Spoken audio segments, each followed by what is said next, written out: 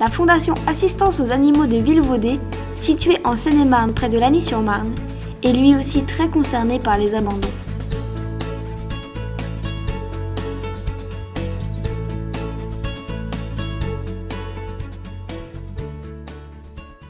Bon, alors on va vous demander de vous présenter d'abord pour commencer. Oui, bonjour, je m'appelle Martine Nathalie. Je travaille à la Fondation Assistance Animaux depuis 10 ans maintenant et je suis responsable animalière. D'accord. Depuis combien de temps ce centre existe-t-il? Le refuge, la Fondation Assistance Animaux, au moins de 30 ans.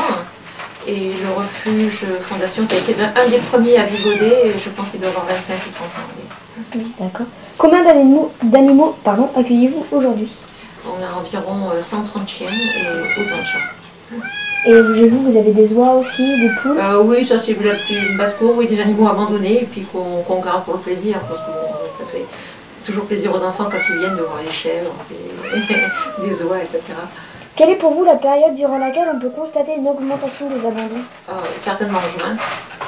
Et janvier aussi, quand c'est après le cadeau de Noël, souvent on récupère des animaux, oui.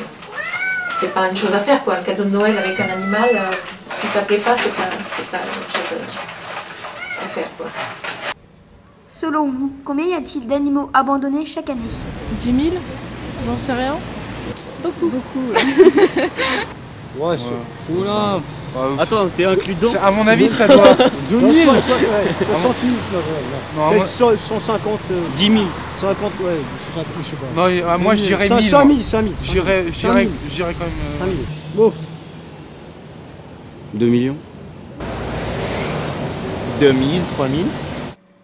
En France, plus de 100 000 chiens et chats sont abandonnés chaque année. 5 000?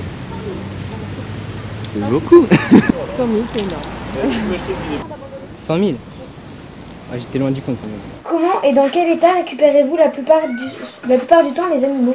À la Fondation Assistance Animaux, c'est pour recueillir beaucoup d'animaux qu'on retire pour mauvais traitement. Ils sont souvent, très souvent, ils sont accidentés, malheureux, pas sociabilisés, pour reprendre tout à zéro. Et c'est beaucoup de travail quand même.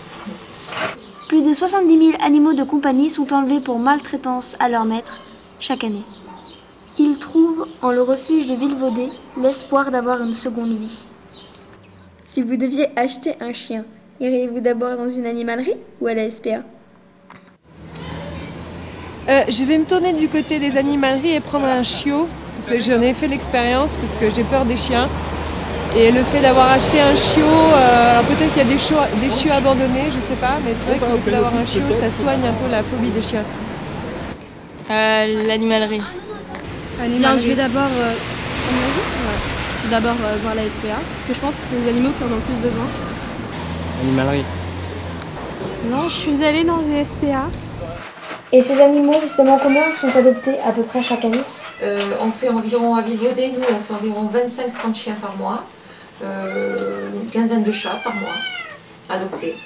Et vous demandez une compensation, non? Vous faites payer la... Oui, il y a un justificatif de domicile, une pièce d'identité à fournir, et puis une participation. Alors les chats adultes, c'est 100 €, ils sont vaccinés, tatoués, stérilisés, et testés également pour la leucose, une maladie de chat.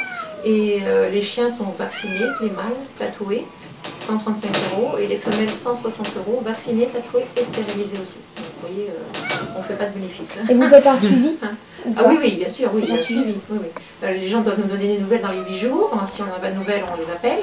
Et puis 2 mois après, on fait un courrier et on doit recevoir des photos, etc. On ne donne pas les cartes de tatouage de toute façon tant qu'on n'a pas de nouvelles des animaux. Et pour les animaux non adoptés, que se passe-t-il? On ne pratique pas du tout l'euthanasie ici. D'accord. Donc les animaux, on essaye qu'ils ne finissent pas leur jour chez nous quand même. Ce serait dommage.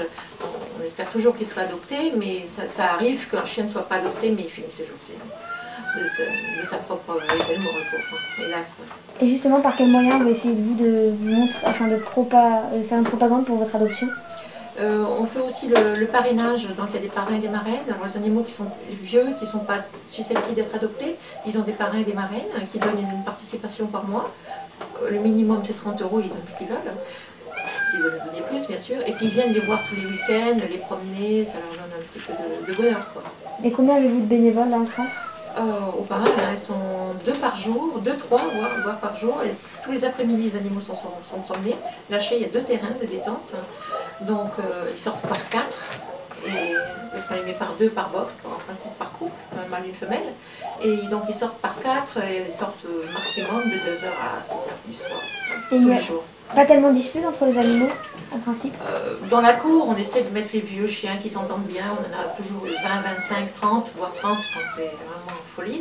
Mais ils s'entendent bien. Il y a jamais on surveille, quoi, c'est tout. Mais en box, bien sûr, on ne peut pas lâcher tout le monde, ils se battraient. Hein, et donc ils sont par couple.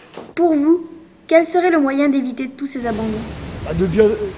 Je pense de bien dresser le chien, tout déjà. simplement, faut être sûr de ce qu'on veut pour l'acheter, quoi. Être sûr de vouloir le garder, quoi. On n'est pas le foutre dehors, il faut chez vous le sapin. À l'achat ou à l'adoption d'un animal, déjà réfléchir à ce qu'on va en faire pendant les vacances et si on est capable de les assumer, et non pas acheter le petit chiot qui va faire plaisir à sa fille. Ça m'a l'air aussi simple que ça. Des gens manquants. Je suis désolée, hein. Non, mais les gens qui achètent des chiens et qui les abandonnent parce qu'ils sont trop gros, je trouve ça nul. Qu'à la base, ils en achètent pas ou qu'ils fassent pas de portée ou j'en sais rien. De faire des campagnes vraiment de sensibilisation auprès des enfants et auprès des parents. Voilà, un animal, c'est pas une peluche et voilà, il faut s'en occuper.